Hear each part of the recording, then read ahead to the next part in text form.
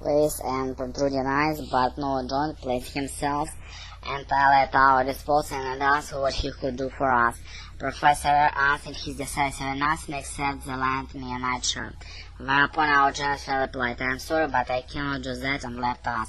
It contains the analysis. It occurs to me that based on the name not only a physician but also a famous pedagogue. Now I am wide awake. I do not feel quite sure of this fact. My friend Georgia is the person whom I have asked to charge of his physical education of my children, especially during the age of puberty, has nurtured in them.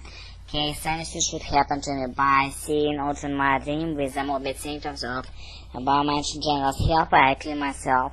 If anything happens to me, he will do just as little for my children as Baron did for us, in spite of his immoral offers. The egotistical flavor of the dream should now be obvious enough, but where the wish fulfillment to be found in this?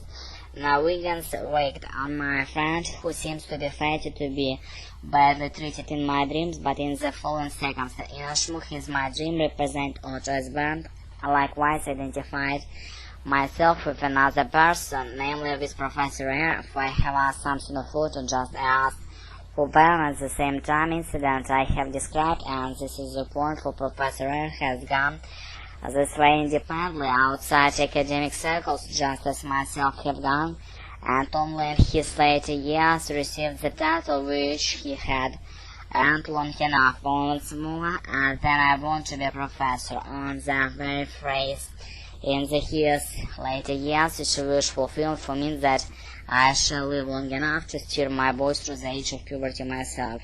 Of other typical dreams in which lies with the feeling is of false errors, I know nothing from my own experience, and whatever I have to say about them, I owe to my psychoanalysis. From information thus obtained, one must conclude that these dreams also reproduce impressions made in childhood, that is, they refer to the games involved with rapid motion, which have such an extraordinary attraction for the child, whereas this uncle who has never made a child fly by right with the cross room with outstretched arms, so have never played phone with the rocking of the knees and then suddenly straightening his leg, or by lifting it above his head and suddenly pretending to withdraw his supporting her.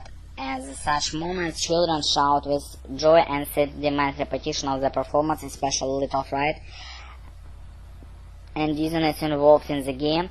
In after years, they repeat their sensation in dreams, but in dreams they omit their hands that held them, that they are free to float or flee. We know that the small children have fondness for such games as rocking and seesaw, and if they see gymnastic perform sex, their recollection of such games is refreshed.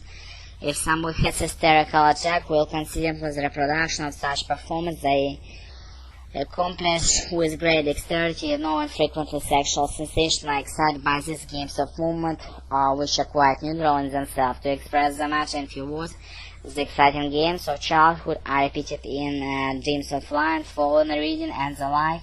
They will push the feelings on Репетиторы.